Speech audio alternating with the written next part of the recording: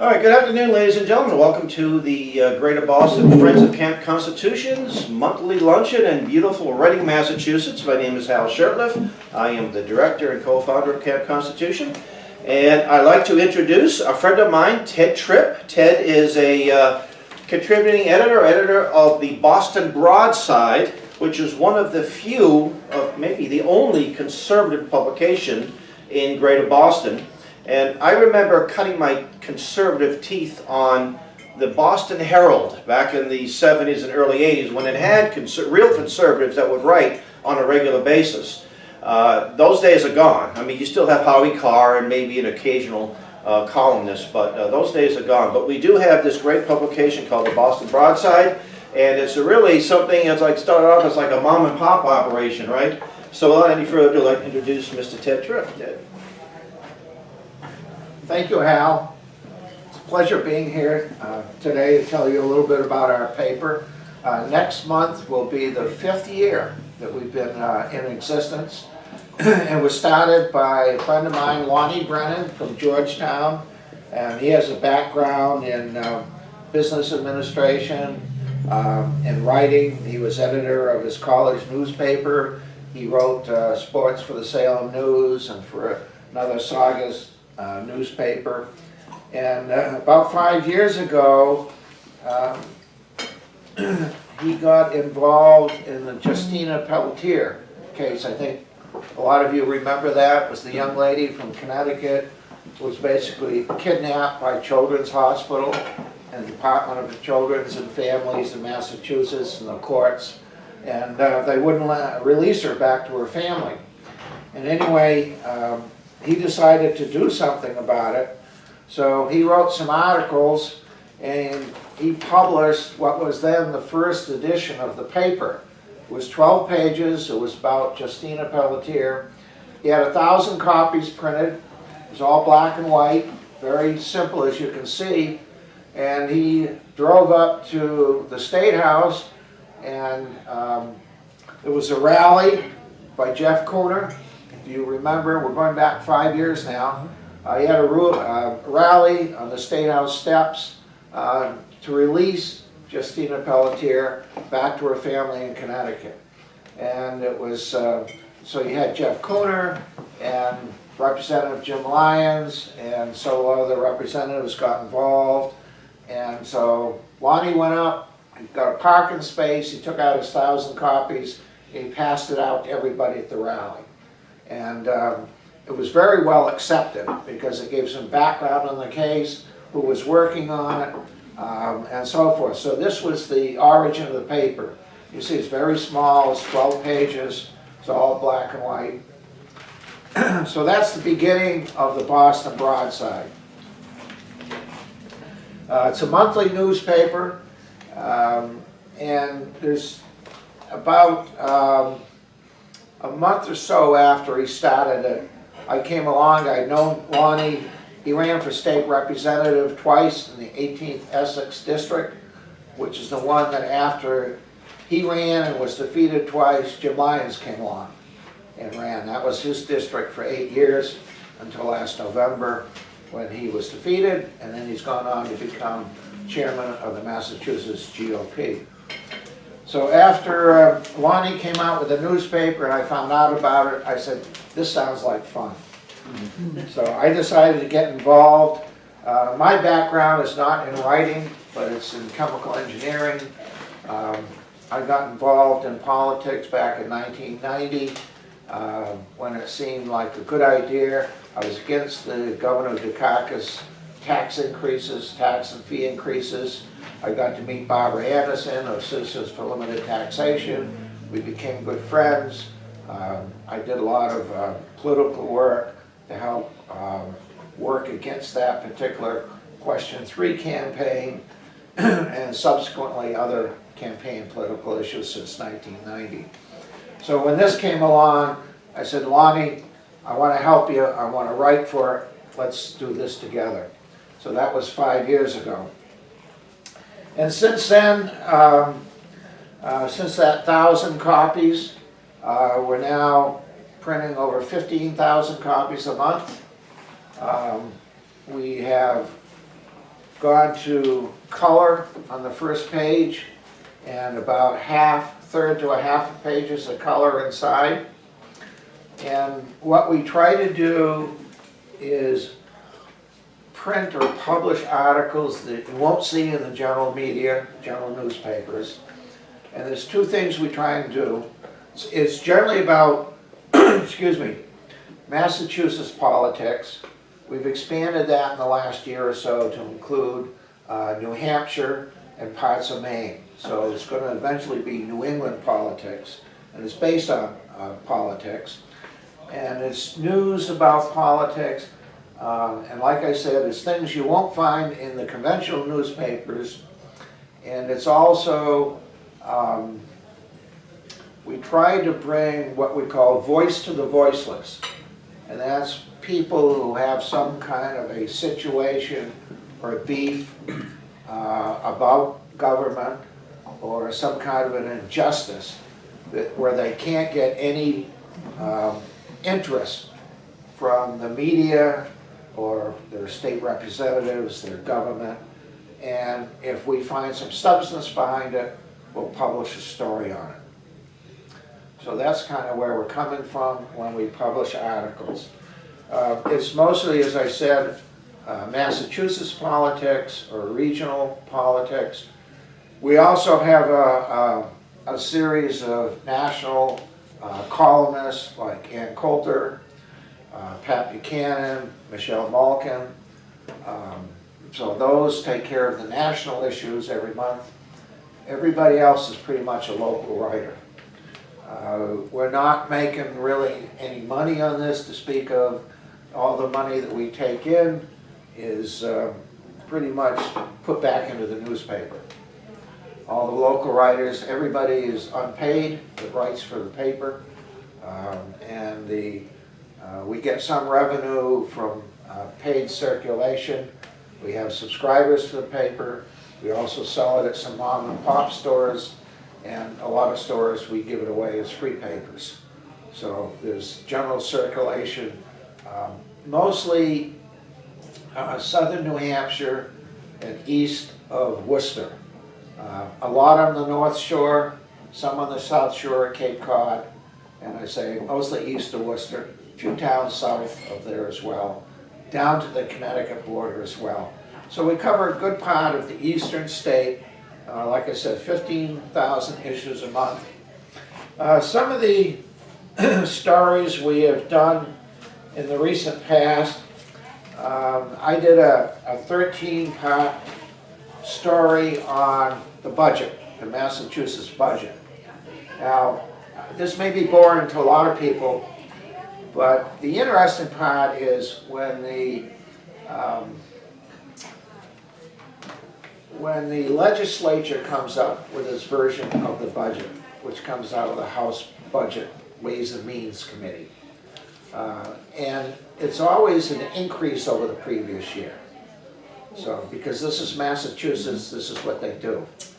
And on top of that, the House, the 160 members of the House, always decide that's not enough. So there's typically over 1,000 amendments that are added. And we picked the year before last, there were 1,200 amendments that were offered to the budget, which is around, then was around $39–40 billion. So we took a strong look at the amendments and what do they entail? And so we did a 13-part series, and if you see the graphics, at the top we have pigs at the trough for the graphic. Then underneath we actually have pictures of the legislators who were the worst offenders. And then we list the type of amendments. And I'm going to give you some examples here. And by the way, when it all adds up, we listed $600 billion, $600 million of amendments that we thought were unnecessary. And there's two types. One is for pet projects in their district, and the other one is just added money to a line item in the budget that has already been increased from the previous year, but they thought it should have more money. So I'll give you some examples. Representative Matthew Muratori from Plymouth. Explore Natural Plymouth added an amendment not less than $207,000. Representative William Strauss of Mattapoisett. Help Greater New Bedford tree owners grow healthy fruit, not less than $50,000. Representative Colleen Gary of Dracut. Build a gazebo in Dracut, not less than $25,000. Then you got some big ones here. Representative Carmine Gentile of Sudbury. An environmental impact of north-south rail link. They're still talking about that. That was $2 million, just to study the environmental impact of north-south rail link through Boston. Here's one from Representative Chris Walsh of Framingham, who fortunately is now deceased.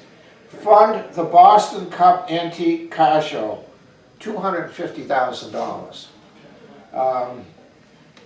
Representative Carlos Gonzalez of Springfield, Puerto Rican Parade in Springfield, $50,000.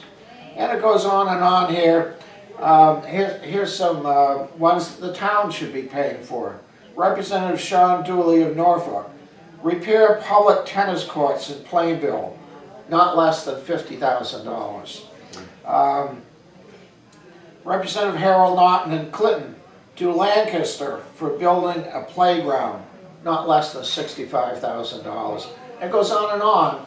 And these are all approved with no debate on the floor of the House. They are bundled into larger groups of amendments. They're brought up by the Speaker of the House, and they're all passed on a voice vote with no debate.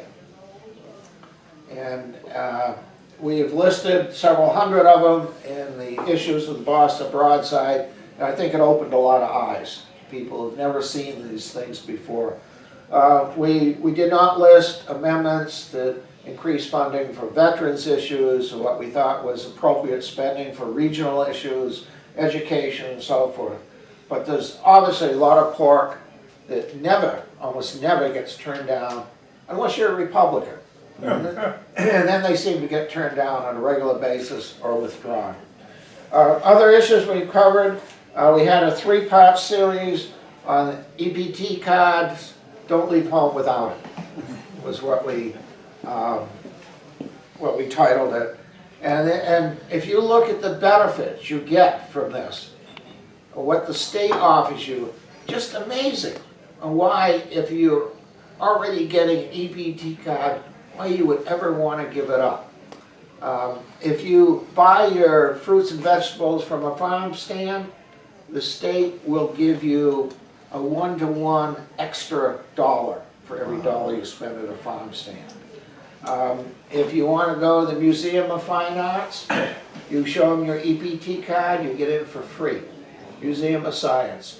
There's over 140 museums, institutions, and so forth. You can get in for either free or a few dollars, where you might pay $15, $20, or $30 to as an average taxpayer. The state gives you those benefits. We did a three-part series on that. And there's one more thing I want to add before I'll wrap it up. Lonnie Brennan has done this series on the elderly. And he got a call a year ago, December, from a lady called Mary Frank. And she was in don't remember if it was a nursing home or a hospital at the time. She was an elderly woman. She has no family, but she was in an apartment. And getting older, she felt she needed some help.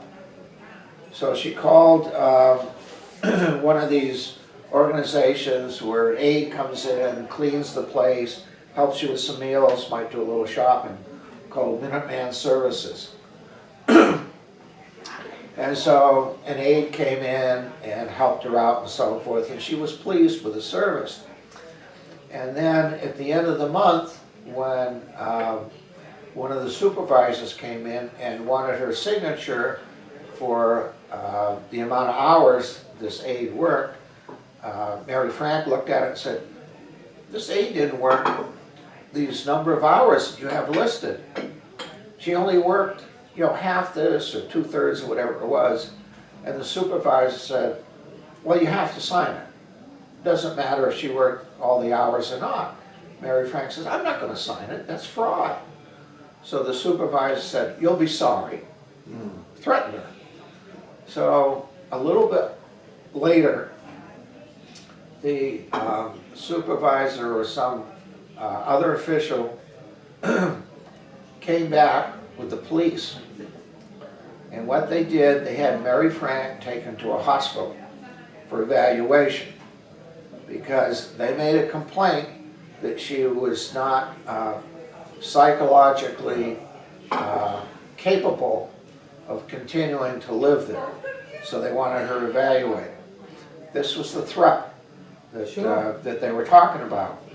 So she was evaluated at a hospital, and the doctor said, there's nothing wrong with you. You're okay. So they sent her home. Well, this continued. She went back several more times. And finally they went to court, and they found a judge who said she was not able to take care of herself at home. They had her committed to a hospital. And she spent 2 years in a lockdown psych ward. Okay, they were giving her drugs and so forth. The courts assigned a guardian ad litem to her, Jewish Family and Children's Service. It's a non-profit organization out of Waltham. So she now had a guardian who really controlled her finances and her life. It's really a very sad case. Eventually she was let out of the psych ward and went to a nursing home where she was treated very badly. She eventually, through a doctor, found out about the Boston Broadside and called Lonnie Brennan. And Lonnie went out to visit her, found out about the background. We wrote about it in the paper. And the guardian ad litem found out about it, didn't like what we were writing, got a court order preventing Lonnie from visiting her. And the last time he visited, they called the police on him, had him taken away from the nursing home facility, and he was got a letter from the lawyer of Jewish Family and Children's Service saying he was not allowed to contact her in any way or anybody from the Boston Broadside. We had actually, before then, before he got the non-contact letter, we had set up a fund to help her to get her phones. They kept taking her phone away. And so she had no communication with anybody. So we had developed a fund to buy her phones. I think we ended up buying her 3 or 4 phones and sort of smuggling them into the facility so she had contact with the outside world. So sometime last fall, we lost contact with her, and we just found out in the last few weeks that she's passed away. So we don't know exactly what happened, but she was not getting the medical treatment she needed. The guardian ad litem, we never were able to communicate with this woman who was in charge because the guardian actually had her own lawyer, who was the one that said we were not permitted, anybody on the Broadside, nobody was permitted to contact Mary Frank. So it's a very sad situation. She had no family to stick up for her. We're a small newspaper. We don't have a legal team that can go through the courts and so forth to try and dig out the details of some of these things. But it's very unfortunate. We could give you the facts. We wrote it up in the newspaper, but we were not powerful enough as an entity or a newspaper to help solve the situation. But these are the kinds of things that you will read about in the Boston Broadside. We try to bring to your attention, and if we can, we try and do something about it. So that's what our newspaper is about. One last thing to let you know, it is a conservative newspaper. You'll read things about pro-life in here, pro-traditional marriage. If Republicans do dumb things, you'll read about it in the paper. Democrats do dumb things, you'll read about in the paper. So it's not a Republican or Democrat newspaper, it's a conservative newspaper. And it's monthly.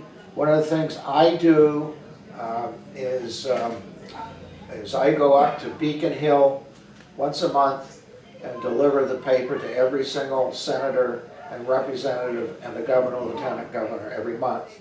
So they know what's going on, at least from our perspective. And that's pretty much it. How can people either subscribe or advertise or become distributors? How can they get a hold of you or the paper? We do have a website, bostonbroadside.com, and you can go to our website if you want to subscribe.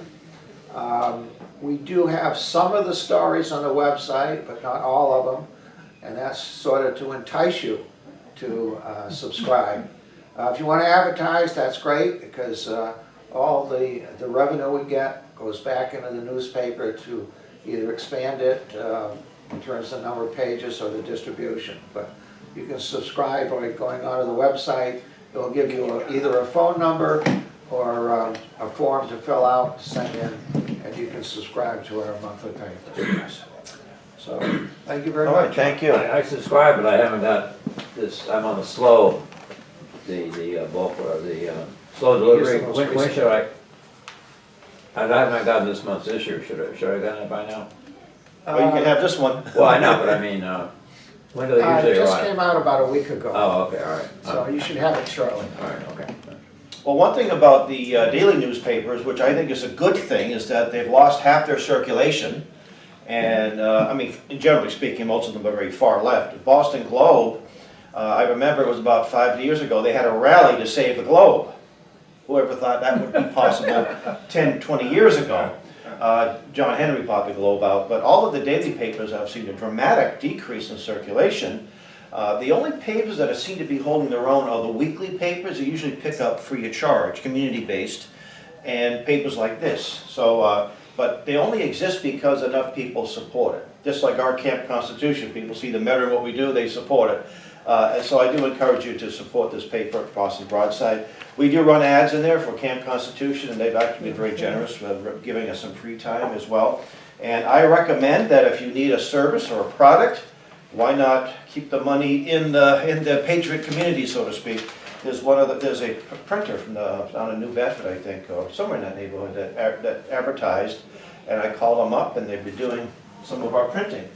They do this nice, high-quality printing. So if you can, and then let them know, hey, I saw your ad in the Boston Broadside, which means they're probably going to renew the ad when Ted calls them up to renew it. So anyway, with that, I want to thank you. And please, if you want to learn more about Camp Constitution, visit our website, and you see the sign to my right, your left, is the summer camp coming up July 28th to August 3rd. With some incredible instructors. In fact, last year, one of the instructors spoke at your meeting, the British Lord Monckton, who will be returning this year. So with that, I want to thank you, and we'll see you next month. God bless.